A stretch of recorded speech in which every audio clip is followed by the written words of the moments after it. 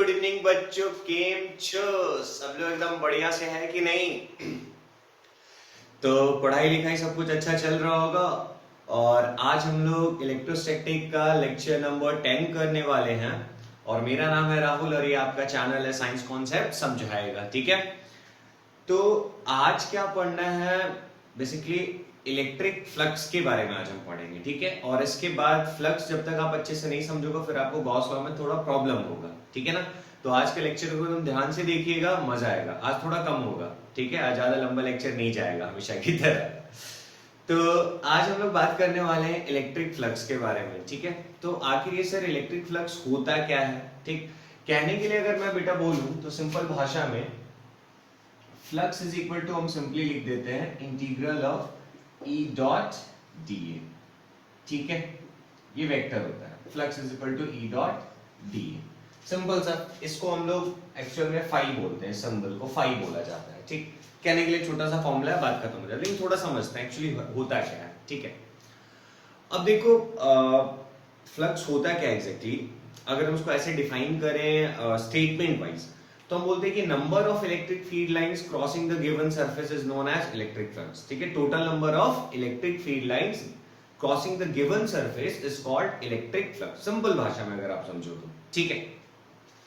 देखो बेटा एक्चुअल में अगर बात करें हम, तो जैसे कि आप समझो कि इलेक्ट्रिक फील्ड, तो क्या इलेक्ट्रिक फील्ड आंखों से दिखाई देता है क्या? नहीं, ये तो हमारा एक इमेजिनेशन है ना।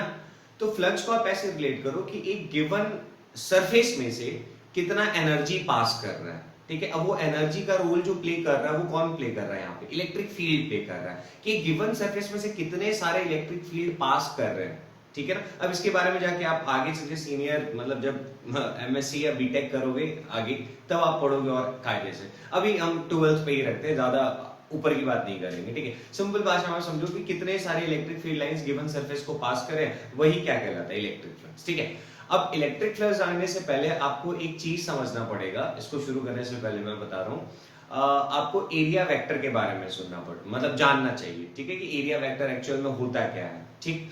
अब बोलोगे सर एरिया तो पढ़ा है, बहुत बचपन से करते आ रहे, स्क्वायर का एरिया, सिलेंडर का एरिया, हेमिस्फेयर का, स्फीयर का, रेक्टेंगल का, ट्रायंगल का, फलना फलना फलना। अब मैं आपसे पूछूं कि बेटा जो एरिया होता है वो स्केलर क्वांटिटी होता है या वेक्टर क्वांटिटी है? तो कई लोग के मन में आएगा सर एरिया तो स्केलर क्वांटिटी होता है। नहीं नहीं बच्चा, जो एरिया होता है वो एक्चुअल में वेक्टर क्वांटिटी होता है। क्लियर है? कैसे सर, कैसे बताइए सर। तो चलो मैं इसको एक्सप्लेन करता हूँ। आप सबसे पहले हेडिंग डालो बच्चा एरिया वेक्टर, ठीक है। तो सबसे पहले हम लोग एरिया वेक्टर को समझते हैं और उसके बाद करेंगे हम लोग न्यूमेरिकल्स, ठीक है ना। तो तैयार हो जाओ, मजा आने वाला है, ठीक है। तो चलो शुरू करते हैं हम लोग एरिया वेक्टर के बारे में, ठीक है। क्या होता है ये एरिया वेक्टर? एकदम सिंपल समझो, बहुत ज्यादा टफ चीज नहीं है, बहुत इजी है इसमें, ठीक है। तो सबसे पहला जो इजी सा बचपन में याद हो जाता था, area of square, side into side करते थे, याद आ रहा है? क्या है कहानी इसका समझो। जैसे देखो आप बचपन से करते हो लेकिन कभी गौर नहीं किया ना, कभी आपको टीचर ने बताया, तो आज समझ लो क्या है कहानी एरिया वेक्टर का। जैसे मान लो बच्चा मेरे पास एक स्क्वायर है, ठीक है, और स्क्वायर का जो साइड है वो दिया हुआ है ए, और ये भी क्या दिया हुआ है ए, ठीक है। मैं आपसे पूछूंगा कि बताइए इसका एरिया क्या होगा। क्लियर है? तो आप बोलोगे सर साइड इनटू साइड, ठीक है, ऐसे करके a into A that is a का स्क्वायर, ठीक है ना। अच्छा मैं आपको एक नए तरीके से बताता हूं, आप एक काम करो। जैसे बच्चा इसका कोऑर्डिनेट है 0, इसका कोऑर्डिनेट कितना हो जाएगा? a, 0 है ना। इसका कोऑर्डिनेट बेटा कितना हो जाएगा? a, a। इसका कोऑर्डिनेट कितना हो जाएगा? 0, a, ठीक। आप मैंने कहा कि समझ में आया, तो आप बोलोगे हाँ जी सर आया, कि ऐसे करके कोऑर्डिनेट लिख देते बेटा, एक्स एक्सिस पे ए, वाई एक्सिस पे तो ये a, आ गया, ठीक। अच्छा मैं इसका कुछ नामकरण कर देता हूँ। लेट अस टेक ये O है, ये A है, ये B है, ये C है। क्लियर? अब मैं आपसे पूछूं कि वेक्टर OA कितना होगा। मैं आपसे पूछूं कि वेक्टर OA कितना होगा, लिख सकते हो वेक्टर फॉर्म में कि नहीं लिख सकते हो? अरे लिख सकते हो, कैसे लिखेंगे OA बताओ जरा। ये तो 0, अच्छा एक्स एक्सिस वाले यहाँ 0 0 0, वाई वाला केवल आ जाएगा, क्या आ जाएगा अपने पास? ए जे कैप। देख लो वेक्टर OA यही आएगा। अब मैं आपसे पूछूं कि बताओ वेक्टर ओसी कितना आएगा, ओसी वेक्टर ओसी, तो ओसी आप बोलोगे सर ये आ जाएगा आपके पास ए आई कैप, ये जे कैप और ये वाला आई कैप आएगा ना। अच्छा क्रॉस प्रोडक्ट करना आता है, कैसे करते, दो दो मतलब अगर आपके पास दो वेक्टर इनका क्रॉस प्रोडक्ट कैसे करते थे, याद है, करके देखो, वेक्टर ओ ए क्रॉस वेक्टर ओ सी कितना हो जाएगा बताओ, ए जे कैप है ना, ध्यान दो, ए J cap into A I cap, देख लो ओ ए का वैल्यू बेटा कितना था, ओ जे कैप, ओ सी का वैल्यू कितना था, ए आई कैप। अच्छा एक चीज याद करो, एक चीज याद करो, अगर आपको याद है तो ये आप लोगों ने वेक्टर में ऐसा कुछ पैटर्न पढ़ा होगा, आई जे के करके, याद आ रहा है, ऐसा कुछ पढ़ा है कभी, नहीं याद आ रहा है, अरे बेटा ऐसा कुछ पढ़े थे कि I cross J is equal to, I cross J is equal to कितना होता था, K cap, J cross K is equal to, J cross K is equal to I cap, ऐसा कुछ पढ़ा है, K cross I cap is equal to J cap, ऐसा होता है ना।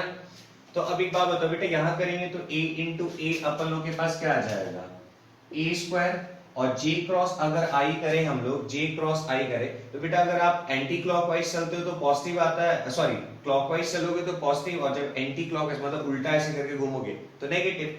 तो उस हिसाब से अगर हम लोग यहाँ पे j क्रॉस i देखेंगे तो कितना आ जाएगा, माइनस के क्या, क्लियर। तो इन दोनों वेक्टर का जैसे हमने किया, इसका क्रॉस इसका किया, तो अपन लोग के पास कितना है देखो, तो ए स्क्वायर माइनस के कैप आया। तो मतलब इन दोनों वेक्टर का मतलब याद है, अगर क्लास 11 तो आप लोगों ने पढ़ा होगा कि जैसे एक वेक्टर ए है एक वेक्टर बी है, ठीक है। अब मैं पूछूं कि बताओ इस वेक्टर ए और वेक्टर बी के परपेंडिकुलर तीसरा वेक्टर कौन सा होगा, तो आप कहते थे ए क्रॉस बी, वो दे देता था वेक्टर सी जो ए और बी के क्या होता है, परपेंडिकुलर। अब बी क्रॉस ए करोगे तो नीचे चला जाएगा। जैसे मान लो यहीं पे जैसे मैंने अभी क्या किया, अभी मैंने ओ ए क्रॉस ओ सी किया है, तो ओ ए बेटा किधर, हाथ ऐसे रख लो, ओ ऐसे देखो, ओ ऊपर ए, तो ओ ए क्रॉस किधर चेक करना है, इधर देखो क्या, ओ सी, तो ओ ए क्रॉस ओ सी के तो किधर के, अंदर की तरफ ना, अंदर की तरफ क्या होता है, माइनस के कैप, नेगेटिव जेड एक्सिस वाला, तो इसलिए देखो माइनस के कैप आया। वही अगर बच्चा आप लोग मान लो मैं यहां लिख रहा हूं, अगर आप ओ सी क्रॉस ओ ए करते तो उस केस में अपन लोग के पास क्या होता है, A I cap cross A J cap, इसको सॉल्व करते तो ए स्क्वायर और आई क्रॉस जे कितना हो जाएगा, एक बात बताओ, ओ सी क्रॉस ओ ए, ये हो गया आपका तीसरा वेक्टर जो इन दोनों के क्या है, परपेंडिकुलर। तो ये अपन लोग के पास कितना आ जाता है, के कैप, क्लियर है। तो अब बात कर रहे सर यहाँ पे क्या होगा, एरिया वेक्टर। तो एरिया वेक्टर बेटा कैसे एरिया निकाले, तो दो साइड को मल्टीप्लाई करके, तो आप एक ये फॉर्मूला याद रखो, आपका काम यहाँ से बन जाएगा, ये वाला ऐसे, ठीक है। दो साइड है, दो साइड का ऐसे करके क्रॉस प्रोडक्ट, ये भी वेक्टर है ये भी वेक्टर है, इन दोनों का क्रॉस प्रोडक्ट करेंगे तो एक थर्ड वेक्टर मिलेगा, वही इस एरिया का क्या हो जाएगा, एरिया वेक्टर। मतलब ये जो अपन लोग के पास आया ना, ये वाला quantity, this is your area vector, clear है। मतलब जो एरिया वेक्टर होता है बच्चा, वो हमेशा सरफेस के ऊपर क्या होता है, परपेंडिकुलर होता है। जैसे मैं बोलूं कि ये आपके पास एरिया है, ठीक है ना, मान लो ये इसका लेंथ है, ये इसका ब्रेथ है, मानना क्या दिख रहा है, लेंथ और ब्रेथ, ठीक। तो अब जैसे मुझे इसका एरिया निकालना है, तो मान लो अगर मैं कर रहा हूं लेंथ इनटू ब्रेथ, तो लेंथ पे हाथ रखा, ब्रेथ की तरफ आए तो तीसरा वेक्टर निकल गया। ये मान के चलो एक्स एक्सिस है, मान लीजिए ऐसे करके मैंने आपके सामने रख दिया, कुछ ऐसा समझो आप, ये रहा लेंथ, ये रहा ब्रेथ। मान लो मैं लेंथ इनटू ब्रेथ करूंगा, तो ये एक्स एक्सिस, ये वाई एक्सिस, बाहर वाला जेड, अंदर वाला नेगेटिव जेड, तो लेंथ इनटू ब्रेथ, मान लो लेंथ से ब्रेथ की तरफ अगर आओगे तो बाहर की तरफ गया, अगर आप लोग ब्रेथ से लेंथ की तरफ आए तो अंदर की तरफ गया। तो जो अपन लोग के पास एरिया वेक्टर रहेगा, मान लो मैं बोलूंगा इसका एरिया वेक्टर किधर होगा, तो बेटा ये जो अभी हमने इमेजेस, मतलब जो मैं एग्जांपल दे रहा हूं, ये सारे आपके डायग्राम कैसे हैं, 2D है, ठीक है। तो 2D जो डायग्राम होता है बेटा कैसा होता है, प्लेनर होता है ना, वो किसी प्लेन के ऊपर आ जाएगा। जैसे अपन लोग के पास स्क्वायर है, ये कैसा फिगर है, प्लेनर है, तो ऑब्वियसली इसका जो एरिया वेक्टर होगा इसके ऊपर परपेंडिकुलर बना लो, इसके ऊपर परपेंडिकुलर बना लो, तो ये बाहर भी आ सकता है और अंदर भी आ सकता है, ठीक है। तो इसमें कुछ ज्यादा दिमाग लगाना नहीं था। तो इसका जो एरिया वेक्टर होगा वो क्या हो सकता है, अगर मैं इन जनरल अगर बात करूं कि जनरल में आप कैसे लिख सकते हो, तो सर बड़ा सिंपल है, ये आएगा आपका a square plus minus k cap, ऐसा करके आएगा, दिस इज योर एरिया, ठीक है। तो सिंपल भाषा में क्या समझो कि एरिया वेक्टर होता क्या है, तो सरफेस के ऊपर 90 डिग्री का एक बना दो, वही उसका एरिया वेक्टर होता है। क्लियर है, बात समझ में आ रही है, इजी लग रहा है, चलो इसको नोट करो, फिर आगे बढ़ते हैं। ठीक है बच्चा, तो इसमें कोई ज्यादा टेंशन वाली बात नहीं थी, एकदम सिंपल सा था। अब कुछ भी आप ले लो बेटा, अगर आपको एरिया वेक्टर निकालना ही है, ठीक है। अब जैसे जो 2D सरफेस है ना, इनको हम लोग ओपन सरफेस बोलते हैं, ठीक है। सिंपल भाषा में इनको क्या बोला जाता है, ओपन सरफेस, ठीक। तो ये कोई बड़ी बात है यार, दोनों तरफ से खुला खुला रहता है ना। एक 2D डायग्राम लियो तो इधर से भी खुला है, इधर से भी खुला है, that's why they are called open surface. अब जैसे मान लो मेरे पास एक सर्कल ले लेते हैं हम, ठीक है।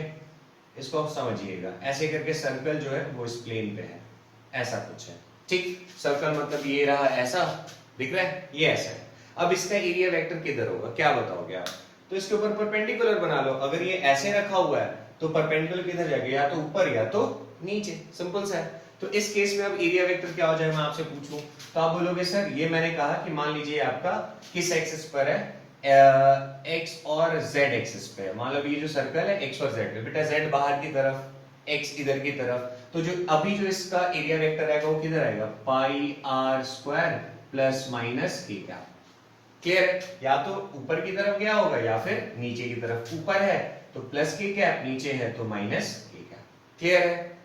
कोई टेंशन वाली बात नहीं है इसमें कि है, अरे नहीं है ना भाई। अच्छा के नहीं जाएगा बेटा, यहाँ पे चला जाएगा आपका जे कैप जाएगा, सॉरी वाई एक्सिस के लिए ना, जे कैप। क्लियर है? प्लस माइनस जे कैप, ठीक।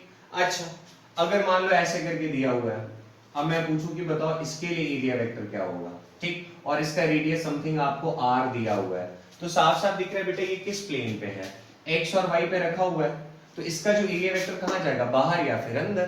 तो बाहर या अंदर के लिए क्या, यानी z एक्सिस हो गया ना, z एक्सिस के लिए अपन लोग क्या कंसीडर करते हैं, k क्या है। तो सिंपली लगा दीजिए कि सर ये हो जाएगा आपका pi R square plus minus k क्या। ठीक है ना बच्चा, इसमें तो कोई दिक्कत नहीं है।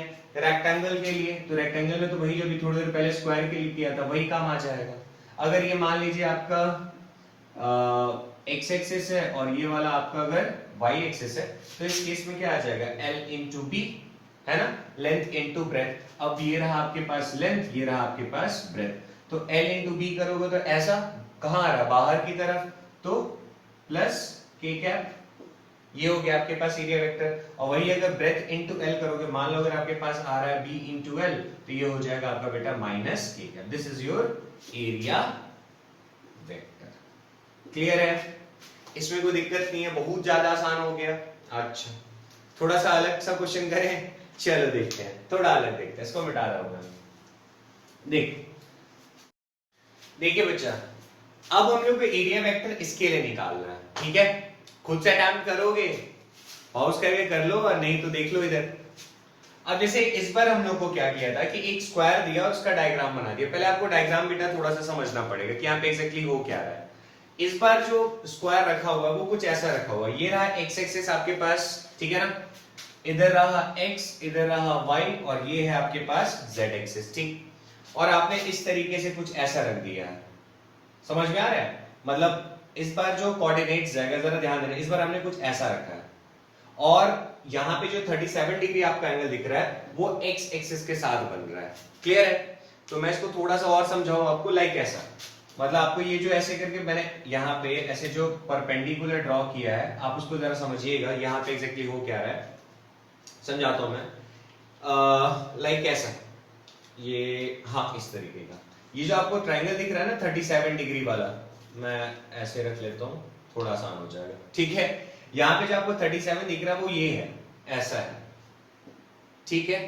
तो इस बार ऐसा, और यहां से हमने एक 90 डिग्री मतलब यहां से एक स्ट्रेट लाइन ड्रॉ किया यहाँ पे सीधा, तो आपको ये जो ट्रायंगल ऐसे दिखाई दे रहा है ये कुछ ऐसा है। क्लियर है? और ये ऐसा, और मुझे अब क्या करना है कि इस पॉइंट को मैंने कहा C, इसका कोऑर्डिनेट फाइंड आउट करना है कि कोऑर्डिनेट कितना। तो आप बोलोगे सर अब कोऑर्डिनेट क्यों निकाल रहे हैं, तो मैंने आपसे भी थोड़ी देर पहले बोला था कि बच्चा अगर आपको एरिया वेक्टर चाहिए तो इस एरिया वेक्टर के लिए क्या करो, OA मान लो, या फिर मैं लिख लूं AO cross CO, AO cross CO निकाल दो, आपका एरिया वेक्टर निकल जाएगा। तो अब AO कैसे निकालेंगे, तो AO के लिए बेटा A का कोऑर्डिनेट तो पता होना चाहिए, तो इसका कोऑर्डिनेट कितना हो जाएगा, तो x एक्सिस पे तो बेटा ये 0 साफ साफ दिख रहा है, y एक्सिस पे कितना गया हुआ है 10, तो यहाँ पे लिख दिया 10। क्लियर है? ये वाला कोऑर्डिनेट कितना होगा जरा समझो, तो जैसे मैंने आपको बोला कि बेटा ये जो आपको दिखाई दे रहा है ना OC, और इसको मैं नाम दे देता हूं मान लो समथिंग लाइक P, ठीक है। और ये P कैसे बन रहा है समझ में आता है, ये से बाहर था ना, तो x एक्सिस के साथ ये एंगल कितना 37 डिग्री बना रहा था, तो यहां से ऐसे करके ऐसे ज्वाइन कर दोगे तो एक ट्रायंगल फॉर्म कर जाएगा, जो मैं ऐसे करके दिखा रहा हूं आपको, लाइक ऐसा, लाइक दिस, है ना। ये वाला एंगल जो है यहाँ पे this is your 37 degree, clear है, क्योंकि यहाँ पे ऐसे प्लेन था, ये एंगल बना रहा था एक्स एक्सिस के साथ। तो अब मुझे क्या करना है, मुझे ये कॉर्नर दिख रहा है ना, ये कॉर्नर वाला कोऑर्डिनेट निकालना है, क्लियर है। तो ये जो कॉर्नर वाला कोऑर्डिनेट है बेटा, ये कॉर्नर पर देखो एक्स डिस्टेंस कुछ गया हुआ है, यहां से यहां तक तो डिस्टेंस है ही, और लेकिन मुझे पता क्या है, मुझे यहां से लेकर यहां तक का पता है। तो मैं इसको डायग्राम को जरा यहां बनाता हूं, आपको समझ में ज्यादा अच्छे से आएगा। मैं इस डायग्राम को यहां फिर से बना देता हूं। ये जो आपको OC दिखाई दे रहा है, ये रहा आपके पास बेटा O, ये रहा आपके पास C, क्लियर है। और यहाँ पे जो एंगल बन रहा है दैट इज 37 डिग्री, क्लियर है। और ऐसे करके हमने एक परपेंडिकुलर बना दिया है, तो ये रहा मेरा परपेंडिकुलर, ये बाहर की तरफ है, जो मैंने आपको भी ट्रायंगल दिखाया, ये ऐसे उठा हुआ है, क्लियर है। मतलब ये वाला चीज बाहर की तरफ है, बाहर की तरफ बोले तो बेटा किस पे, Z एक्सिस पे है, क्लियर है। नहीं समझ में आ रहा बेटा, ये देखो ना, ये ऐसा था ना 37 दिख रहा है यहाँ पे ऐसे, तो ये वाला चीज तो बेटा Z एक्सिस पे ही आएगा इधर की तरफ, अच्छा बाहर की तरफ Z। तो अब यहाँ पे बताओ y कोऑर्डिनेट बेटा यहाँ पे कितना होगा, तो y पे तो कुछ गया नहीं है, तो y कोऑर्डिनेट तो 0 होगा, और इधर की तरफ क्या होगा x, और बाहर की तरफ क्या होगा z। तो एक्चुअल में ये क्या है आपके पास, इधर की तरफ x, और ऐसे जो बाहर की तरफ आया हुआ है ये क्या है आपके पास z, है ना। तो मुझे यहाँ का जो कोऑर्डिनेट है, तो मुझे x और y तो 0 हो जाएगा, और ये z, मतलब बेसिकली मुझे x और z चाहिए, है ना। तो बड़ा सिंपल है, मतलब मुझे ये चाहिए और ये चाहिए। तो अब इसमें कौन सी बड़ी बात है, अगर मान लो मैं बेटा cos 37 लगाता हूं, ठीक है, cos 37, तो अच्छा एक बात बताओ, cos 37 वाला याद है, नहीं याद है ट्रायंगल तो बेटा देख लो, दिस इज योर 37, तो ये वाला होएगा 4, ये वाला होएगा 5, ठीक है 37 के लिए। और साइन के लिए क्या होता है ध्यान देना, अगर 37 ले लो, ये तो cos के लिए पैटर्न याद रखना, और ये साइन के लिए याद रखना, तो ये वाला 3 होता है, ये वाला 5 होता है साइन के केस में, क्लियर है। अच्छा अब क्या करें समझो जरा। तो cos 37 अगर हम लोग लगाएंगे, तो x बाई, ये तो अपन लोग के पास स्क्वायर है, तो साइड कितना होगा 10, तो x बाई 10, तो x is equal to 10 cos 37, तो अपन लोग के पास x का वैल्यू कितना आ गया 10 इंटू cos 37 इज बचा, क्या हो जाएगा cos 37 इज 4/5, कट गया, कितना आ गया आपके पास 8। x का कोऑर्डिनेट कितना आ जाएगा बेटा, यहाँ पे x की जगह क्या लिख दे 8, y की जगह 0। अब z निकाल लो जरा, तो ये देखो इसके सामने है ना बच्चा, तो sin 37 is equal to z by hypotenuse कितना हो जाएगा 10, तो z इज इक्वल टू 10, और sin 37 का वैल्यू जो होता है वो होता है बेटा 3/5, तो कट गया कितना आ गया 6, तो यहाँ पे क्या आ गया अपन लोग के पास 6। अब मैं आपसे पूछूं कि बताओ वेक्टर OA कितना होगा, वेक्टर OA कितना होगा।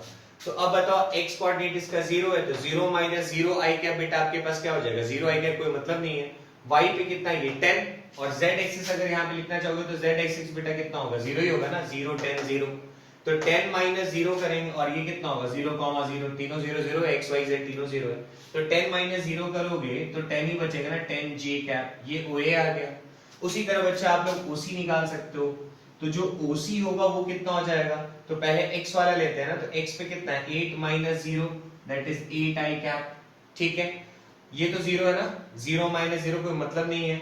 और 6 वाले क्या हो जाएगा बच्चा 6 माइनस 0 यानी प्लस 6, सब प्लस में रहता है ना, तो 6 माइनस 0 i कैप x के लिए, y cap j sorry i cap x के लिए, j कैप y के लिए, और k कैप z के लिए, तो 6k कैप आ गया आपके पास। तो वेक्टर OA निकल गया, वेक्टर OC निकल गया। अब इसको जरा नोट करो बच्चा, नोट कर लिया, मैं इसको मिटा रहा हूं। अब जरा समझिएगा यहाँ क्या हो रहा है, एक बार सीख लो, बाकी तो चीजें आसान है यार, इतना मेहनत नहीं है। तो अब हमको निकालना था एरिया वेक्टर, मान लो एरिया वेक्टर को मैं A से लिख रहा हूं, ठीक है, तो ये हो जाएगा अपन लोग के पास OA cross OC, OA cross AC, sorry OC, तो OA आपके पास कितना बच्चा आता है, क्रॉस प्रोडक्ट निकालना, तो 10 j कैप 10 जे कैप क्रॉस ओसी कितना है अपन लोग के पास 8i cap plus 6k cap हो गया। अच्छा अब जरा देखो कैसे करते हैं इसको सॉल्व, पता है ना 10 इंटू 8 बेटा कितना हो जाएगा 80 और j क्रॉस i भूल रहे हो, अरे भूल तो नहीं रहे हो भाई, आगे क्या होगा। तो आप लोग को अगर याद हो तो अपन लोग क्या लेते थे i कैप j कैप, अभी थोड़ी देर पहले बताया था, ऐसे चलोगे तो पॉजिटिव और अगर ऐसे चलना पड़ गया तो इसका ठीक उल्टा चलना पड़ेगा तो नेगेटिव, इसको नेगेटिव इसको पॉजिटिव। तो अब एक बात बताओ कैसे कैसे j क्रॉस i, तो j क्रॉस i बेटा उल्टा चलना पड़ रहा है तो इधर पे क्या लगाएंगे बताओ माइनस k कैप, क्लियर है कोई दिक्कत नहीं है। प्लस 10 इंटू 6 बेटा क्या हो जाएगा 60 और j क्रॉस k बताओ क्या होगा j cross k plus i, तो लो भैया i cap, this is your what area vector, ये रहा वेक्टर एरिया वेक्टर, ठीक है। तो ये अपन लोग के पास रिजल्ट आ जाएगा, इजी था, एक खुद से अटेम्प्ट कर सकते हो। चलो एक और करते हैं, एक और करते हैं, एक और किया जाए, देखिए टाइम पास ही है बेटा, कुछ बहुत ज्यादा टफ वाला चीज नहीं, बहुत सिंपल सा है, ठीक है। तो ये एरिया वेक्टर आपको समझ में है, उसको कंफ्यूज करना होगा तो कुछ इस तरीके से भी करा सकता है, तो आप लोग को ज्यादा टेंशन लेने की जरूरत नहीं है, ठीक है ना। जैसे मान लीजिए मैंने लिया है, एक और ले लेते हैं ऐसे ही क्वेश्चन, बना के खुश हो जाओ कि आ गया है ना। अच्छा ठीक, this is your x axis, this is your y and this one is z axis, ठीक है।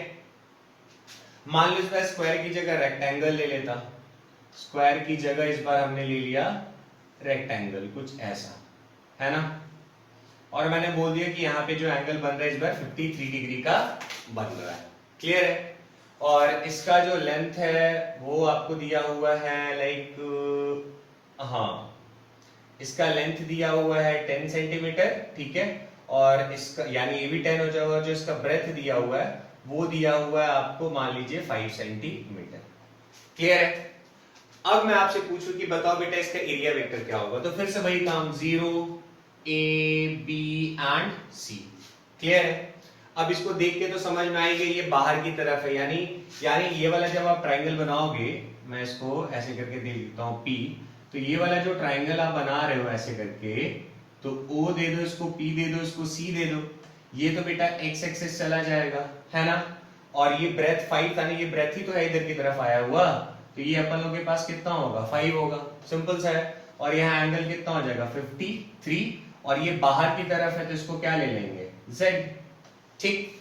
तो अब फिर से वही स्टेप, अब जैसे यहाँ पे क्या कर लो cos 53 करोगे तो x अपॉन 5 आएगा, और cos 53 जो होता है बेटा वो कितना होता है, तो कंफ्यूज नहीं होना है, cos पिछली बार का याद है 4/5, देखो दोनों सेम जैसा, अगर cos 37 होगा तो 4/5 और cos 53 होगा तो ठीक उल्टा कर लो, मतलब 3 ये हो जाएगा 5, क्लियर है।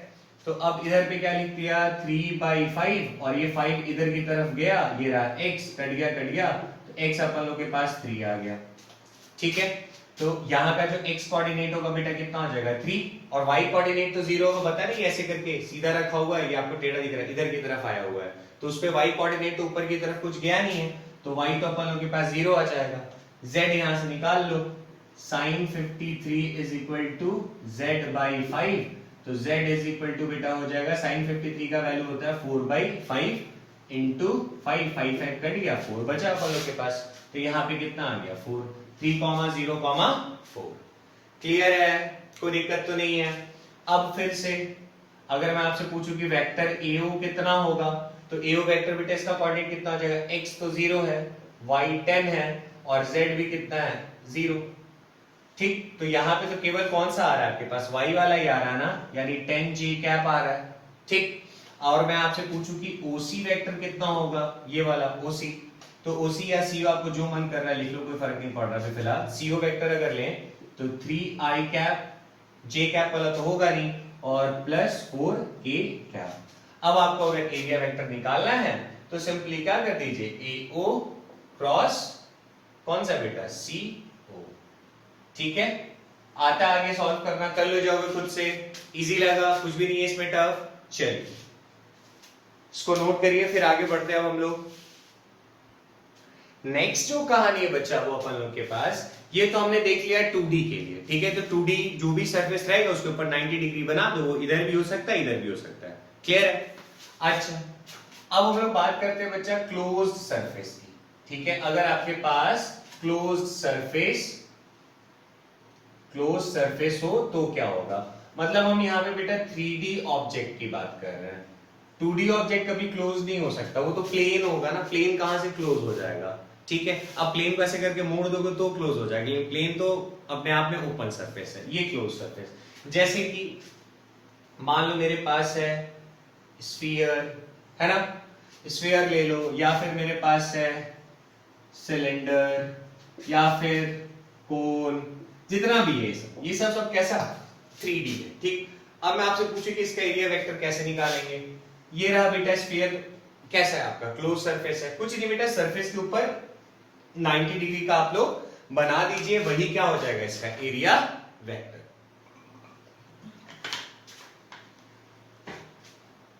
ठीक है। तो सरफेस के ऊपर क्या करना है, 90 डिग्री का बना दो, इसको एन कैप से डिनोट कर सकते हैं, कोई दिक्कत नहीं है। सिलेंडर भी है, मान लो ये ऐसे करके सिलेंडर है, इधर पे एरिया वेक्टर देखोगे तो ऐसा जाएगा, ये है ना एरिया, इधर की तरफ एरिया वेक्टर देखोगे तो ऐसा जाएगा, क्लियर है। तो एक चीज हमेशा याद रखना है कि 3D के लिए जो एरिया वेक्टर होएगा ये हमेशा सरफेस के परपेंडिकुलर होता है, क्लियर है। तो आई थिंक आप लोग को अच्छे से समझ में आ गया होगा एरिया वेक्टर का कॉन्सेप्ट, क्लियर है। आगे बढ़ सकते हैं। अब हम लोग बात करते हैं इलेक्ट्रिक फ्लक्स की, ठीक है, इसको मैं मिटा रहा हूं। अब हम लोग बात करते हैं इलेक्ट्रिक फ्लक्स की, कि ये इलेक्ट्रिक फ्लक्स होता क्या है, ठीक है ना। नींद तो नहीं आ रहा भाई, हैं सर बोरियत हो रहा है, पढ़ लो अभी मौका है, लॉकडाउन है, मौका है, पढ़ लीजिए दबा के। अब हम लोग बात कर रहे हैं बेटा सिंपल भाषा में इलेक्ट्रिक फ्लक्स की, ठीक है। अब एरिया वेक्टर तो समझा दिया मैंने आपको, ठीक। इसको मैं क्या बोल रहा हूं सिंपल भाषा में, number of electric field lines या फिर नंबर ऑफ एनर्जी, ठीक है। इलेक्ट्रिक फील्ड का कितना एनर्जी है जो गिवन सरफेस को पेनिट्रेट करके निकल रहा है या क्रॉस कर रहा है, clear. Number of electric field line crossing, total number of electric field line crossing the given surface is called electric flux, ठीक है। और इसको हम लोग फाई से डिनोट करते हैं, ठीक। अब इसका फॉर्मूला जरा देखो, आपको फीलिंग भी आ जाए, कोई बहुत बड़ी चीज नहीं है, ठीक है। Flux is equal to E dot D A, ठीक है, E dot D A, clear है। सिंपल भाषा में जैसे बच्चा हम लोग समझते हैं कि क्या कहानी है, जैसे सिंपल सा बात है बच्चा, जैसे मान लीजिए मेरे पास ये एक सरफेस है और इसमें से कितने सारे इलेक्ट्रिक फील्ड लाइंस क्रॉस कर रहे हैं, वही क्या होगा flux through the given surface, कि इस सरफेस से इतना फ्लक्स है। अगर ज्यादा इलेक्ट्रिक फील्ड पास कर रहा है मतलब इसमें से ज्यादा एनर्जी क्रॉस करके जा रहा है, ज्यादा एनर्जी क्रॉस करके जा रहा है मतलब कि यहाँ पे फ्लक्स ज्यादा है। कम एनर्जी क्रॉस करके जा मतलब कम इलेक्ट्रिक फील्ड लाइंस इसको क्रॉस कर रहे हैं मतलब यहाँ पे कम एनर्जी पास हो रहा है, ठीक। अब देखो फीलिंग भी आएगा, ठीक है। यहाँ पे फ्लक्स में देखो बेटा जो फॉर्मूला आ रहा है मतलब integration of E dot D ए आता है, तो एक्चुअल में E डॉट डी ए जो है आपका ये डॉट प्रोडक्ट है। डॉट प्रोडक्ट में क्या होता था, E dot D A cos theta, याद है। Vector A dot vector B is equal to mod of A mod of B cos theta होता है ना। अच्छा अब इसको जरा नोट करो, फिर मैं आगे बढ़ता हूं, इसको थोड़ा और एक्सप्लेन करते हैं। देखो क्या है कहानी इसका, बहुत इजी है, फिर मैं थोड़े से अच्छे क्वेश्चंस भी करा दूंगा, है ना। सिर्फ थोड़े से ही अच्छे बेटा, अभी गॉस जब आएगा ना तब इस पे हम लोग खुल के न्यूमेरिकल्स कर पाएंगे, ठीक है। अभी तो थोड़ा बहुत कर लेते एक आधा। देखो बेसिकली आज का टारगेट था मुझे आपको एरिया वेक्टर सिखाना था, क्लियर है। जैसे मान लो मैं इसको थोड़ा एक्सप्लेन करता हूँ। हाँ, एक सरफेस लिया कुछ इस तरीके का, ऐसे लाइक दिस, ठीक है, ऐसे करके लिया है, और मैंने कहा बेटा यहां से ऐसे करके इलेक्ट्रिक फील्ड लाइंस पास कर रही हैं, ऐसे जा रही हैं, कुछ ऐसा है ना, समझिएगा इसको, लाइक ऐसा, ठीक, ये इसमें से कुछ इस तरीके से इसको क्रॉस करके निकल रही है। चलो मैं ऐसे इसको दिखाई देता हूँ, ऐसे करके क्रॉस करके निकल रही है, क्लियर है? ये इलेक्ट्रिक फील्ड लाइंस है, ये आपका इलेक्ट्रिक फील्ड लाइंस है, क्लियर है? कुछ अजीबोगरीब तो नहीं लग रहा, सिंपल ही है। अब जैसे ये जो सरफेस है, ये सरफेस को मैंने ऐसे करके टेढ़ा करके रखा है, ऐसे, ये ऐसे नहीं है, ये ऐसे करके रखा हुआ है, मैं 3D में दिखाने के लिए दिखा रहा हूँ, ये लाइक ऐसा है, ठीक है बच्चा? अब मैं बोलूंगा बेटा यहाँ पे ये ऐसे करके रखा है, मैं बोलूंगा यहाँ पे एरिया वेक्टर बनाओ, तो इस सरफेस के ऊपर क्या करोगे, ऐसे 90 डिग्री का बना दोगे, लोग ऐसे 90 डिग्री बना दिया, यही 90 डिग्री वाला क्या हो जाएगा, इसका एरिया वेक्टर हो जाएगा। तो मतलब इसका जो बच्चा एरिया वेक्टर जा रहा होगा इस सरफेस के लिए, वो लाइक ऐसे करके जा रहा होगा, इस तरीके से, this is your area vector, इसको मैं कैप्चर डिनोट कर रहा हूं, क्लियर है? तो इस एरिया वेक्टर और इस इलेक्ट्रिक फील्ड के बीच का जो एंगल है उसी को हम लोग बोलते हैं थीटा, क्लियर है? इसी को हम लोग क्या बोलते हैं बच्चा, थीटा। तो फ्लक्स में जो अपन लोग के पास फॉर्मूला आ रहा है E dot ds cos theta, ये ds stand for area, E stand for electric field, and यहां पे जो बेटा मैंने थीटा लिखा है, this theta is angle between electric field and area vector, clear है? Angle between electric field and area vector, मतलब ये जो अपन लोग के पास इलेक्ट्रिक फील्ड जा रहा था, इस इलेक्ट्रिक फील्ड और इस सरफेस का जो एरिया वेक्टर है, कैसे ऐसे ऐसे जाएगा ना, ये ऐसे बाहर की तरफ था, ऐसे 90 डिग्री, ये ऐसा है ना, ऐसे करके देख लो। अब कहीं से भी लोगे बेटा ऐसे घुमाओगे तो किधर जाएगा, उधर ऐसे घुमाओगे तो नीचे जाएगा, सिंपल सी बात है, ठीक है? अच्छा, ये समझ में आया, number of electric field lines given crossing the given surface is known as flux. अच्छा, अब एक बात बताओ मुझे, एकदम सिंपल सा, कोई इसमें रॉकेट साइंस नहीं लगाना है बेटा। सरफेस को अगर ऐसे रखा है, ठीक है ना, अब ये रहा मान लो इलेक्ट्रिक फील्ड लाइन, सरफेस अगर ऐसा है तो अभी क्या हो रहा है, देखो इस तरीके से, मतलब चारों की चारों उंगलियां इसी में से पास होंगी, अगर पास हो सकती होती तो छेद थोड़ी हो जाएगा ठीक है, ऐसे ही पास होंगी, ठीक। अब मान लो अगर मैं सरफेस को थोड़ा ऐसे करके रोटेट करना शुरू करूं, ऐसे करके, अभी टेढ़ा किया, तो हो सकता है कि 3 उंगली पास करे, चौथा जो रहे नीचे से निकल जाए, ऐसे करते मान लो पूरा अगर ऐसे कर दिया, तो अब अगर मैंने पूरा ऐसे रख दिया तो ये सरफेस ऐसा हो गया है ना। अब इलेक्ट्रिक फील्ड लाइंस एक भी इलेक्ट्रिक फील्ड लाइन क्या इस वाले सरफेस को पास कर रहा है, अरे देखो ऐसे था तो 4, टेढ़ा किया तो हो सकता है कि 3, और टेढ़ा किया तो हो सकता है 2, अब ऐसे कर दिया तो एक भी इस सरफेस को क्रॉस कर रहा है तो नहीं। तो इस केस में जो फ्लक्स होगा क्या होगा, मिनिमम कितना आ जाएगा, 0। ऐसे कर देंगे तो फ्लक्स कितना होगा, मैक्सिमम। ऐसे कर दिया तो 0, ऐसे कर दिया तो मैक्सिमम।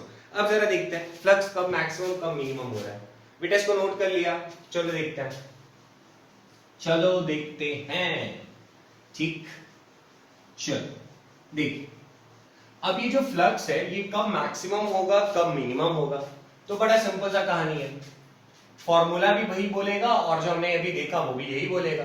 जैसे मान लो बेटा ऐसे करके मैंने बनाया, ये एकदम सरफेस एकदम सीधा का सीधा है, ठीक है, तो इसके ऊपर अगर मैं बोलूं कि बेटा एरिया वेक्टर बनाओ, तो मान लो आपने इस तरीके से बनाया, ये रहा एन कैप इसका एरिया वेक्टर, ठीक है, और इलेक्ट्रिक फील्ड लाइंस है वो ऐसे पीछे से पॉजिटिव से इलेक्ट्रिक फील्ड लाइन बेटा जनरेट होती है और नेगेटिव की तरफ जाती है। तो पॉजिटिव से ऐसे करके इलेक्ट्रिक फील्ड ऐसे करके आ रहा है, लाइक ऐसे जा रहा है, क्रॉस कर रहा है, क्रॉस कर रहा है, सब का सब इसको क्रॉस कर रहा है ना। तो इस केस में बच्चा इलेक्ट्रिक फील्ड और एरिया वेक्टर के बीच में एंगल कितना बन रहा है, 0 डिग्री, है ना। और मान लो इस ये सरफेस का जो एरिया है वो कितना अपन लोग के पास a है।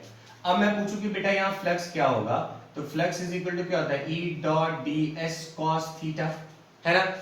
अब यहाँ पे एंगल कितना है बेटा 0, तो cos 0 कितना होता है 1, इलेक्ट्रिक फील्ड का तो वैल्यू गिवन रहेगा, तो cos 0 1 मतलब बेसिकली अपने पास क्या है इंटीग्रेशन ऑफ ds किसके लिए बात कर रहे हैं बेटा, ये जो सरफेस दिया उसका एरिया, तो सारे ds मतलब छोटा सा एरिया पूरा इंटीग्रेट करेंगे तो पूरा एरिया आ जाएगा। अब एरिया मान लो ये प्लेट अगर कैसा होता, अगर ये प्लेट आपका होता है स्क्वायर, मान लीजिए ये जो प्लेट था वो अगर स्क्वायर शेप का होता, तो तो यहाँ पे अपन लोग के पास क्या आता है, ई इंटू ए स्क्वायर आ जाता है।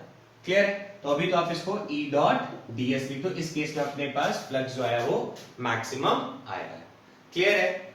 या ई और डीएस का इंटीग्रेशन अगर ए लिखना चाहते हो तो ई डॉट ए लिख दो, ये अपने पास फ्लक्स आ गया। तो इस केस में जो फ्लक्स होगा वो कैसा होगा, मैक्सिमम। अब मैं बात करूं मिनिमम फ्लक्स की, इसको नोट कर लो बच्चा, इसको नोट कर लो। कर लिया? आगे देखो, आगे देखो। मान लो बच्चे, अगर मैंने सरफेस को कुछ इस तरीके से रख दिया है, ऐसे, ठीक है, तो सरफेस कुछ ऐसा करके रख दिया, अगर इस तरीके से, है ना। अब मैं बोल रहा हूं यहां से positive positive positive positive positive positive. अब ये इलेक्ट्रिक फील्ड लाइंस ऐसे करके जा रही हैं, ऐसे करके जा रही हैं, ऐसे करके जा रही हैं, ऐसे करके जा रही हैं। अब इस सरफेस के ऊपर मैं बोलूं कि परपेंडिकुलर बनाइए, तो आप ऐसे करके 90 डिग्री का ड्रॉ कर दोगे एरिया वेक्टर। सरफेस के ऊपर परपेंडिकुलर बनाना होता है। अब बताओ बेटा, इलेक्ट्रिक फील्ड, ये जो इलेक्ट्रिक फील्ड है और ये जो एरिया वेक्टर है, इसके बीच का जो एंगल है वो कितना है, 90 डिग्री, है ना। अब इसके बीच का अगर एंगल 90 डिग्री है तो फ्लक्स इज इक्वल टू कितना होता है, E डॉट ds cos 90। और बेटा cos 90 का वैल्यू कितना होता है, 0, तो फ्लक्स कितना आ जाएगा, 0। खत्म। समझ में आया बेटा फ्लक्स क्या होता है? ठीक है, तो अभी के हिसाब से यही होता है फ्लक्स। क्लियर है? अच्छा, इसको नोट करो। अरे इसको नोट करो और एक क्वेश्चन करके दिखाओ मुझे। ठीक है, चलो देखते हैं। यानी आपको फ्लक्स तो आप लोग सीख गए। अब एक बात बताना कि अभी कितना होएगा फ्लक्स। ठीक है, मान लो बच्चे मैंने एक क्वेश्चन लिया, ठीक है, देखता हूं दिमाग काम करता है कि नहीं। ये एक सर्कल है, ठीक है, ऐसे करके, और इस सर्कल को मैंने रखा है एक्स, लाइक ऐसा ऐसा, एक्स वाई प्लेन पे एक सर्कल है। क्लियर है? किस पे, एक्स वाई प्लेन पर एक सर्कल को लाके रख दिया। ठीक है, अच्छा ध्यान देना, एक्स वाई प्लेन पे ये सर्कल है और मैंने कहा कि इधर से इलेक्ट्रिक फील्ड चला आ रहा है ऐसे करके, इस तरीके से। ठीक, समझो जरा। मैंने बोला बच्चा कि एक्स वाई प्लेन पे ये जो सर्कल है, दिस इज योर सर्कल, और ये कहां पे है, एक्स वाई प्लेन पे है। ठीक है, 2D में है। समझ में आता है कि नहीं? ये किसमें, आपका 2D में ऐसे करके रखा हुआ है। अब जरा समझो, मैंने कहा यहां से बेटा इलेक्ट्रिक फील्ड चला हुआ आ रहा है। ठीक, यहां से कौन चला हुआ आ रहा है, आपका इलेक्ट्रिक फील्ड चला हुआ आ रहा है। और मान लीजिए इसका जो रेडियस है वो दिया हुआ आपको 5 सेंटीमीटर का। ठीक है, और ये ऐसे करके कुछ ऐसे, रुको मैं इसको थोड़ा ढंग से बनाता हूं, आपको भी समझ में आना चाहिए ना। ठीक है, लाइक ऐसा ऐसा ऐसा। ठीक, और मैंने कहा यहां पे एंगल बना रहा है ये 60 डिग्री। क्लियर है? यहां पे ये एंगल कितना बना रहा है, 60 डिग्री। ठीक, अब मैंने आपसे पूछा कि बताइए यहां पे फ्लक्स कितना होगा। ठीक है, यहां पे मैंने आपसे पूछा फ्लक्स कितना होगा। ठीक, पॉज करके बेटा खुद से अटेम्प्ट करो, उसके बाद मैं बताता हूं कि कैसे सॉल्व होगा। कर लिया अटेम्प्ट या वेट कर रहे हो कि हम आंसर बताएंगे? पॉज करके देख लो, फिर मैं बताता हूं। देखो, उम्मीद करता हूं पॉज करके की होगी। ठीक है, मैं तो जल्दी चाहता हूं, मैं थोड़ी पॉज होकर रुक जाऊंगा। यहां पे जो आंसर आएगा बेटा वो आएगा 0। बोलोगे सर क्या मजाक कर रही है? कई लोगों को समझ में आ गया हो, कई लोगों को नहीं आया। मैंने कहा था बेटा ये जो इलेक्ट्रिक फील्ड है ये भी किस पे आ रहा है, एक्स वाई प्लेन पे आ रहा है। तो एक बात बताओ यार, ऐसे ही समझो, जो सर्कल रखा हुआ था वो कुछ ऐसे करके रखा होता है ना एक्स वाई प्लेन पे, है ना। अब यहां से ऐसे करके कौन जा रहा है, इलेक्ट्रिक फील्ड लाइन जा रहा है। ठीक, और मैंने आपको एंगल कौन सा दिया था, ये वाला दिया था ना। अब मैं पूछूंगा बेटा कि एंगल हमको कौन सा चाहिए होता है, एरिया वेक्टर और इलेक्ट्रिक फील्ड के बीच का। तो एरिया वेक्टर बेटा कहां, बाहर की तरफ, एक्स वाई प्लेन है तो जेड एक्सिस पे कौन आ रहा होगा, एरिया वेक्टर, और इलेक्ट्रिक फील्ड लाइन ऐसे जा रहा है, तो दोनों के बीच में एंगल कितना बन रहा है, 90 डिग्री का बन रहा है। तो जब एंगल बन रहा है 90 डिग्री का, तो फ्लक्स कितना हो जाएगा, 0 ही होएगा ना। अरे नहीं समझे? अरे भैया ये कैसा है, प्लेनर है ना ऐसे करके। अब एक बात बताओ, ऐसे पतला सा मान लो सर्कल होता, अब इलेक्ट्रिक फील्ड लाइन ऐसे करके जा रहा है ना, ऐसे करके पास कर रहा है, अभी कितने एंगल पे भी जाए क्या फर्क पड़ता है, आखिर एरिया वेक्टर तो इधर ही आएगा। तो अगर आप मैथमेटिकली चलोगे तो भी 0 आएगा, और ऐसे फील लेना चाहो तो सब तो ऐसे करके जा रहा है ना। इसको कौन सा इलेक्ट्रिक फील्ड लाइन क्रॉस कर रहा है, तो इन सरफेस को कोई क्रॉस नहीं कर रहा है, तो फ्लक्स कितना आ जाएगा, 0। समझ में आया? ट्रिकी था ना। चलो नेक्स्ट क्वेश्चन देखते हैं। नेक्स्ट क्वेश्चन बेटा है, देखो नेक्स्ट क्वेश्चन देखो बच्चा। अरे सर तुम बच्चों वाला क्वेश्चन है अभी सब क्वेश्चन में कोई दम है। देख मान लो इस बार मैं क्वेश्चन लेता हूं थोड़ा अच्छा इसको, हाँ ऐसे ही ले लो, ऐसे ऐसे कंफ्यूजन होगा लेकिन देख समझिएगा। ये मैंने एक सर्कल लिया, ठीक है, इसका रेडियस आपको कुछ दिया हुआ है, मान लो इसका जो रेडियस है वो है 5 सेंटीमीटर, ठीक है ना। और मैंने बोला आपसे ये इस बार जो सर्कल है बेटा ऐसा है, पिछली बार ऐसा लिया था, इस बार ऐसा है, ठीक। अच्छा इस बार सर्कल बच्चा ऐसा है, ठीक है। अब मैंने आपसे पूछा, अब मैंने आपको बोला कि मान लीजिए एक, समझिएगा इसको जरा, एक इलेक्ट्रिक फील्ड ऐसे करके जा रहा है इस तरीके से, ठीक है। ये इलेक्ट्रिक फील्ड सब जो है वो ऐसे करके जा रहा है, ठीक है। अब मैं आपसे पूछ रहा हूं कि बताइए, इस बार बेटा सर्कल लिया इस टाइप पर, ऐसे बाहर की तरफ आ रहा है, ठीक है। सर्कल कैसा, ऐसे करके, खोखला नहीं है, ऐसा लाइक डिस्क समझ लो आप, सर्कल ना बोल के इसको क्या बोल दो, डिस्क है, ठीक है। अब मैं पूछ रहा हूं कि बताइए इलेक्ट्रिक फ्लक्स कितना होगा यहाँ पे, ठीक। और यहाँ पे जो आपको एंगल दिया हुआ है वो दिया हुआ है 30 डिग्री, ठीक है ना। अच्छा अब कई महान आप पॉज करके लिखो, फिर मैं सॉल्व करके बताता हूँ कैसे सॉल्व होएगा। कर लिया पॉज करके सॉल्व, चलो मैं बताता हूँ, उम्मीद करता हूँ पॉज करके करते होगे तुम लोग, ठीक है ना। अब यहाँ पे क्या किया मैंने, कहा कि यार फ्लक्स का जो फॉर्मूला होता है वो होता है E dot ds cos theta, है ना। अच्छा इलेक्ट्रिक फील्ड का वैल्यू तो कांस्टेंट है, इसको बाहर रहने दिया। अब मेरे को बताओ ये थीटा क्या होता है, तो सर थीटा होता है एंगल बिटवीन किसके किसके बीच बेटा, area vector and electric field, है ना। इन दोनों के बीच का एंगल होता है थीटा। तो बेटा अब ऐसा था, डिस्क ऐसा था, तो इस डिस्क के लिए एरिया वेक्टर क्या हो जाएगा, ये वाला। देखो पिछले केस में भी सर्कल बोला था तो उसको भी डिस्क कर लीजिएगा, ठीक है। ऐसे यही होगा ना इसका एरिया वेक्टर, ऊपर की तरफ ये है ना इसका एरिया वेक्टर, देखो ऐसा। तो एरिया वेक्टर और इसके बीच में एंगल कितना है, 60 डिग्री। कई बच्चे 30 से ही सॉल्व कर देते हैं और क्वेश्चन हो जाता है गलत, ठीक। तो थोड़ा सा अपना दिमाग को खुला रखना है। तो इलेक्ट्रिक फील्ड, ये तो एरिया वेक्टर हो गया ना इनका, इलेक्ट्रिक फील्ड और एरिया वेक्टर के बीच में जो एंगल बन रहा है कितना बन रहा है, 60 डिग्री। तो अब यहाँ पे लगा देंगे E डॉट ds cos 60 बेटा कितना होता है, 1/2 होता है ना, ठीक है। तो 1/2 को बाहर ला दो और ये क्या बच गया ds, और एरिया, ये एरिया ना बेटा, तो एरिया इंटीग्रेट करेंगे तो डिस्क का एरिया ही तो आ जाएगा, यानी E/2 पाई r, रेडियस अगर r है तो पाई r square, this is flux. Clear है, आया बात समझ में बच्चा, इजी लगा। आगे बढ़े नेक्स्ट क्वेश्चन में, थोड़ा ढंग का क्वेश्चन किया जाए। देखो बच्चों एक अच्छा क्वेश्चन है कि मेरे पास एक चार्ज q है और इससे a डिस्टेंस पे मैंने एक डिस्क को रख दिया है, ठीक है। देखो फिजिक्स में बच्चा हर बार क्वेश्चन घूम फिर के आता है, कॉन्सेप्ट्स वही होते हैं, आपको बस अप्लाई करना आना चाहिए, ठीक है। तो मैं कोशिश करूंगा रिलेट कराने का कि हाँ जो भैया आपने पहले से पढ़ रखा है। अब करते क्या, जो बेसिक फॉर्मूला है वो तो वही रहेगा, बेसिक कॉन्सेप्ट्स वही रहते हैं, बाकी आपको अप्लाई करना पड़ेगा। अब अप्लाई करेंगे कैसे, तो जितने नंबर ऑफ क्वेश्चन अटेम्प्ट करोगे उतना ज्यादा प्रैक्टिस होगा, तब आपका दिमाग अपने आप खुलेगा, ठीक है। देख मैंने आपसे बोला कि भैया एक चार्ज q है और a डिस्टेंस पे एक डिस्क रख दिया। अब मैंने कहा कि बताओ इस डिस्क के थ्रू कितना फ्लक्स आ रहा होगा, ये कैलकुलेट करना है, ठीक है। तो सर कैसे करें, तो भैया एक चार्ज q है, तो ये a डिस्टेंस पे कुछ इलेक्ट्रिक फील्ड बना रहा होगा, यहाँ पे इलेक्ट्रिक फील्ड कुछ और होगा, यहाँ पे कुछ और, यहाँ पे कुछ और, यहाँ पे कुछ और, यहाँ पे कुछ और, है ना। तो मैंने कहा कि भैया एक काम करो, एक काम करो, अब ये पूरा का पूरा एक डिस्क तो एक पूरा बॉडी है ना, तो मैंने कहा कि मान लो मैं इसका एक छोटा सा पार्ट लेता हूं, है ना, ये मेथड किया है ना पहले भी, एक छोटा सा पार्ट ले लेता हूं और मान लीजिए कि इस डिस्क का जो रेडियस है वो है r, ठीक है। 11th में भी आप लोगों को पढ़ाया जाता है ये चीजें करना, ठीक। एक बार आप सीख जाओगे तो आगे चल के बहुत आसान रहेगा, कोई टफ नहीं।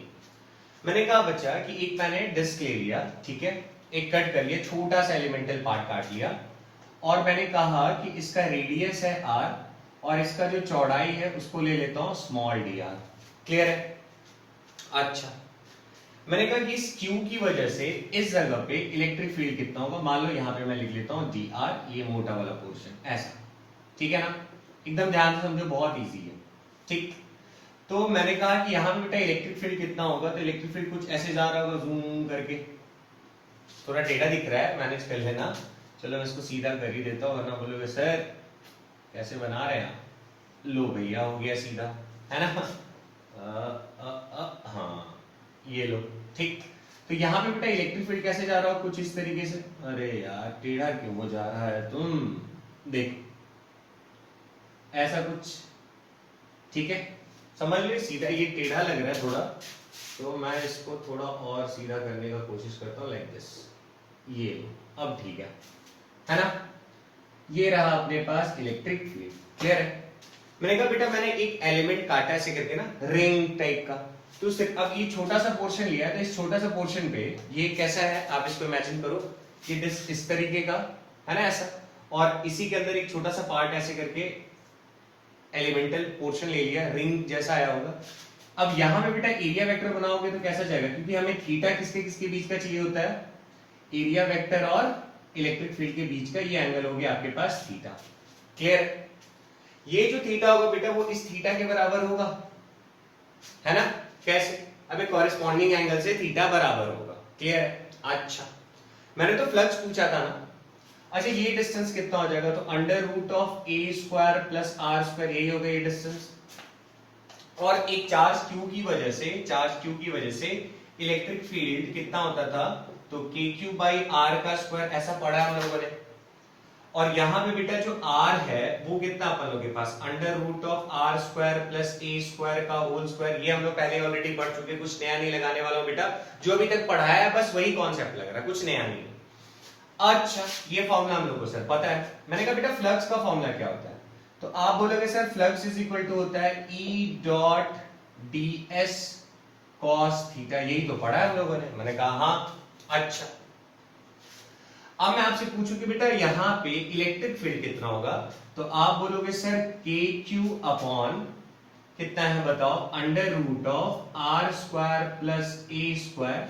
ठीक है, ये डीएस किसके लिए बोल रहे हैं बच्चा, एरिया के लिए। डीएस किसके लिए स्टैंड हो रहा है, एरिया के लिए।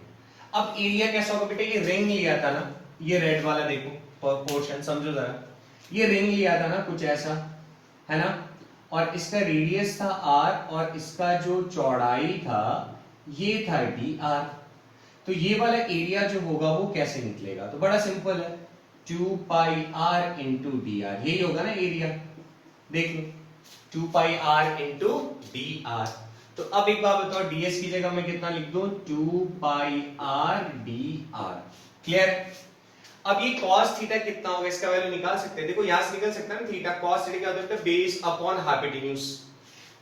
तो बेस आपके पास कितना है, a, और हाइपोटेन्यूज आपके पास कितना है, under root of a square plus r square. देखो यहां तक ठीक है, यहां तक में बेटा कोई दिक्कत है तो बताओ, बता कैसे सकते हो, कमेंट करके बताओगे। अच्छा, हम क्या करें, हमको फ्लक्स पूरे डिस्क के, मतलब पूरे डिस्क के लिए फ्लक्स चाहिए ना, तो अब क्या करने वाले, हम जीरो से लेकर कैपिटल आर तक इंटीग्रेट कर देंगे। लो भैया, टोटल फ्लक्स निकल जाएगा।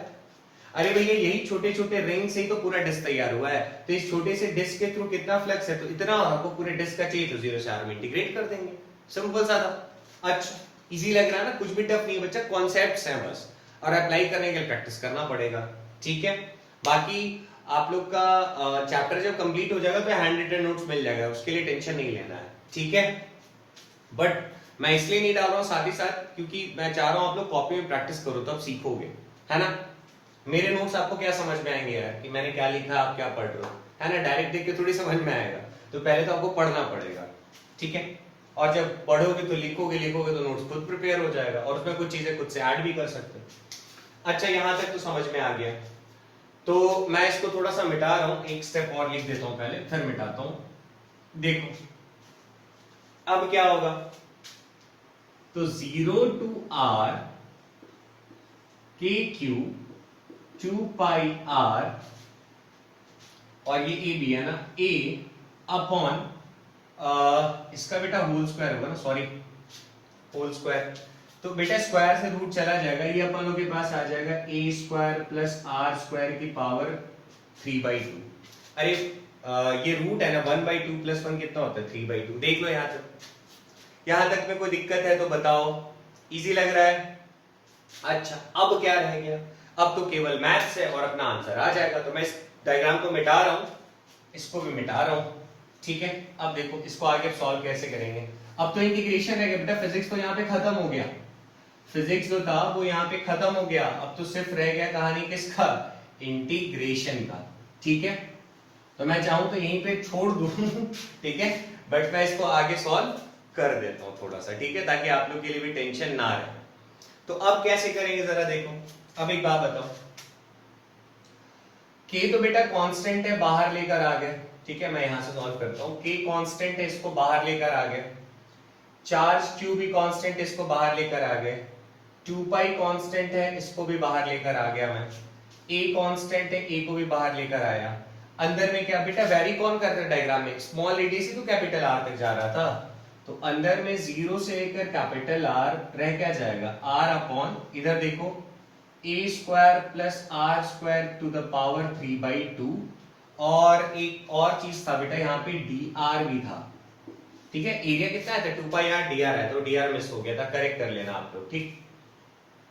ये रहा dr, क्लियर है। तो जो कांस्टेंट था उसको बाहर निकाल दिया। k का वैल्यू बेटा कितना होता था, याद है आपको, 1/4 पाई एप्सिलॉन नॉट, याद है, q 2 पाई a, है ना। तो इधर से देखो बच्चा 2 पाई से 2 पाई भी कट जा रहा है, ठीक। तो मैं इसको डायरेक्टली लिखूं तो अपने पास क्या हो जाएगा, qa अपॉन 2 से 2 कट रहा है तो 2 epsilon naught, qa upon 2 epsilon naught, और अंदर में रह जाएगा r a square plus R square की पावर 3/2 डॉट dr। ये वाला इंटीग्रेशन मैंने आप लोगों को सिखाया था, अगर आपको याद हो तो, इससे पहले भी इसका जरूरत पड़ा था हम लोग को, ठीक है। तो क्या सिखाया था बच्चा, याद है कुछ, a स्क्वायर प्लस आर, ये देखो 0 से कैपिटल R, ध्यान रखना, ठीक है। a square plus R square को क्या पुट करेंगे, t का स्क्वायर, ठीक है। याद आ रहा है, डायरेक्टली तो इंटीग्रेट नहीं हो पा रहा ना ये, तो a square plus R square को कितना माना, टी स्क्वायर इसलिए ताकि ये 2 कट जाएगा, ठीक। अच्छा अब लेकिन जब इसको t के टर्म में लिख रहे हो तो ये भी लिमिट चेंज होगा, ये भी लिमिट चेंज होगा। जिन्होंने स्टार्टिंग से लेक्चर नहीं देखा बेटा उनको टफ लगेगा, क्लियर है।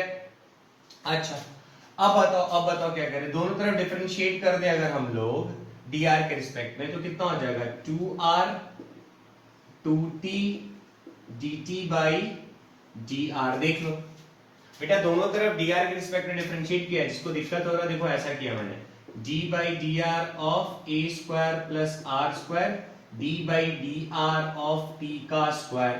a स्क्वायर का तो 0 होगा, इसका कितना हो जाएगा बेटा 2r, और यहाँ क्या हो जाएगा 2t dt बाई dr, ठीक है। टेंशन बेटा जो पावर होता है ना, पहले पावर का डिफरेंशिएशन होता है, तो पावर का जो 2 था वो आ गया है और इस पावर में से एक सबट्रैक्ट हुआ तो 2t, और फिर t के लिए क्या लिखेंगे dt बाई dr। अब बोलोगे सर यहाँ पे क्यों नहीं किया, अबे dr था ना इसलिए केवल 2r आया, यहाँ पे फंक्शन बदल गया ना t, इसीलिए dt बाई dr आया, क्लियर है। तो अब आप मुझे बताओ बेटा 2 से 2 कैंसिल, तो अपन लोग के पास कितना आ गया, dt इज इक्वल टू, इसको ऐसे कर लो, dr is equal to t by r dt। देखिए यहां तक में कोई दिक्कत है तो बोलो, मैं ऊपर वाला फिर मिटा रहा हूं, जगह की कमी पड़ रही है बार बार, है ना। तो आप लोग भी स्टेप बाय स्टेप करो मेरे साथ साथ, अगर आता है तो तुरंत पार कर दो, काम बन जाएगा, ठीक है। अच्छा अब जरा देखो जो फाइनल एक्सप्रेशन आ रहा है वो क्या आएगा, qa upon 2 epsilon naught 0 to r। अब देखो यहाँ पे ना आप लोग लिमिट भी चेंज करो, लिमिट भी चेंज होगा, जब t लिया है ना यहाँ पे ऐसे करके a square plus R square का t स्क्वायर, तो ये लिमिट्स भी चेंज होता है, ये इंटीग्रेशन का रूल है, ठीक। तो अब कैसे लिमिट चेंज होगा जरा देखो बेटा, r का पहले 0 से कैपिटल R जा रहा है ना, तो एक बात बताओ, जब अपन लोग के पास ये और इंटीग्रेट कौन हो रहा है, ये dr, r ही तो हो रहा है ना, तो जब r का वैल्यू 0 होगा, पहले केस में r का वैल्यू कितना है 0, तो इस केस में अगर r का वैल्यू अगर आप लोग 0 रखोगे तो t का वैल्यू कितना आ जाएगा, r आ जाएगा। देखो कैसे, देख लो बेटा, a सॉरी r नहीं आएगा, a आ जाएगा, कैसे, a square plus 0 square is equal to T square, तो टी का वैल्यू आ गया ए। क्लियर है? दूसरा, जब r का वैल्यू कैपिटल R होगा तो उस केस में t का वैल्यू कितना आएगा, तो a square plus capital R square is equal to T square, तो T square is equal to under root of a square plus r square. देख लो, मैं फिर से बता रहा हूं इंटीग्रेशन बेटा स्टेप बाय स्टेप कि ये कैसे सॉल्व हो रहा है। ठीक है, और अपन लोग के पास जो dr था, इस dr का वैल्यू आया था t by r into dt। ठीक है, अच्छा अब देखो क्या हो जाएगा, अब देखो क्या हो जाएगा, मैं इसको मिटा रहा हूं। ठीक है, अब क्या हो जाएगा, अब देखो ये एक्सप्रेशन कैसा बन जाएगा, ध्यान देना। ठीक, मैं यहीं पे इसको करेक्ट कर दे रहा हूं, थोड़ा सा करेक्ट क्या कर रहा हूं, मतलब सॉल्व कर रहा हूं आगे। Q A upon 2 epsilon naught, limit जो लेगा बेटा, अब तो ये dr सब हटने वाला है ना, तो जीरो की जगह पर हम लोग जहां जीरो तो वहां पे क्या लिख देंगे, देखो t का वैल्यू कितना आया है a, और यहाँ पे कितना है under root of a square plus r square, है ना। यहाँ पे आपके पास क्या था r upon a square plus r square को बेटा t स्क्वायर माना था ना, तो t स्क्वायर की पावर कितना हो गया 3/2, और dr का वैल्यू कितना माना बच्चा t बाई r dt। देख लो, सबका वैल्यू उठा के dr का वैल्यू सब्स्टिट्यूट कर दिया और ये भी लिमिट चेंज हो गया। फायदा क्या हुआ देखो जरा, r से बेटा r कैंसिल हो गया, ये 2 से ये भी 2 कैंसिल हो गया, तो अगला स्टेप में क्या है अपने अपन लोग के पास QA upon 2 epsilon naught, limit बेटा वही a से लेकर under root of a square plus r square, और अपने पास देखो क्या बच गया t अपॉन t का क्यूब dt, है ना। और देखो इस t से एक t क्यूब में से एक t चला जाएगा। अब देखो मैं इसको मिटा रहा हूं, ठीक, इसको मैं मिटा रहा हूं, देखते चलो।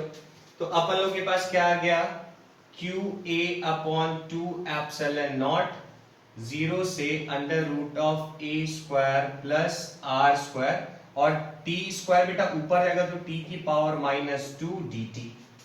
ठीक, और इंटीग्रेशन में क्या होता है बेटा -2 + 1 अपॉन -2 + 1, तो ये अपन लोग के पास कितना आ जाएगा QA अपॉन 2 एप्सिलॉन नॉट। ठीक है, और ये फाइनल रिजल्ट आ जाएगा आपके पास t की पावर -2 + 1 -2 + 1, और ये a से लेकर under root of a square plus r square तक। देख लीजिए, यहां तक में कोई दिक्कत नहीं, इसको भी मैं मिटा रहा हूं, एकदम स्टेप बाय स्टेप बताया, इसलिए टेंशन नहीं लेना है। तो QA अपॉन 2 एप्सिलॉन नॉट, और ये अपन लोग के पास क्या आ जाएगा -1/t। देख लो बेटा, -2 + 1 t की पावर -1 नीचे आएगा तो 1/t बन जाएगा, और इधर पे a under root of a square plus r square. अब एक बार इसको पुट करेंगे, एक बार इसको पुट करेंगे, तो देखो मैं इसको फिर से मिटा रहा हूं। ठीक है, आप लोग मेरे पीछे पीछे लिखते चलो वरना सब बाउंस कर जाएगा, है ना। देखो फिजिक्स तो वहीं पे खत्म हो गया था, जो कॉन्सेप्ट था, बाकी तो मैथ्स लग रहा है। तो -1 upon under root of a square plus r square, फिर फॉर्मूला का -1 अपॉन, अब किसको पुट कर देंगे a को।